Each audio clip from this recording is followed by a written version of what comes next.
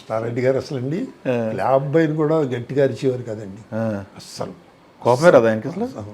అక్కడ అనపర్తి దగ్గర ఏదో విలేజ్, అస్సలు అసలు అరిచి ఒక్కడి మీద కోప్పడేవారు కదండి, అంత ఓర్పు ఆయనకి. అదే యమలీల సినిమాలోనండి చేసి వాళ్ళు చైన్ బ్యాచ్ ఇది ఉంటుంది కదా, చైన్ బ్యాచ్ అవును. నాకు గద ఇచ్చారండి. నాకు గద ఇచ్చి నాకు అసలు ఇష్టం లేదు, ఆ రౌడీలతోటి పాటు రావడం ఇష్టం లేదు.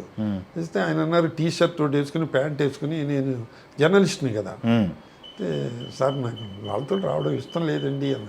అదేంటి అన్నారు, రౌడీ గదోలండి, రౌడీ గదోలతో రావడం ఏంటండి, అందుకని ఈ తర్వాత డైలాగ్ కూడా ఉంది కదండి, హాయిగా ఫ్యాన్ కింద కూర్చుని చక్కగా రాసుకునేవాడు, నాకు ఈ కర్మ ఈ జీన్స్ ప్యాంట్ ఏమిటో ఈ టీ షర్ట్ ఏమిటో డైలాగ్ కూడా ఉంది కదండి, దానికి జస్టిఫికేషను నలుగురు రౌడీలు ముందర వచ్చేస్తారు సార్, వాళ్ళు వెనకాల ఏడుస్తూ వస్తానని వెళ్ళాను, అప్పుడు ఎస్టాబ్లిష్ అవుతాను సార్ నేను.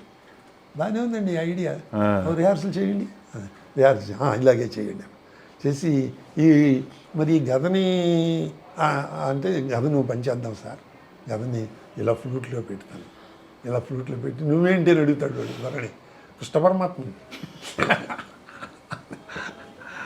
ఇప్పటికీనండి కిషోర్ రాటి గారు ప్రొడ్యూసర్, నేను ఎక్కడ కనపడినా కృష్ణ పరమాత్మ ఎలా ఉన్నావు అని అడుగుతారండి. ఓకే, 30 ఏళ్ళు అయింది ఆ సినిమా తీసి, బాగా నోటెడ్ కదండి. చేసి కృష్ణ పరమాత్మ అన్న డైలాగ్ వాడతారండి ఆయన.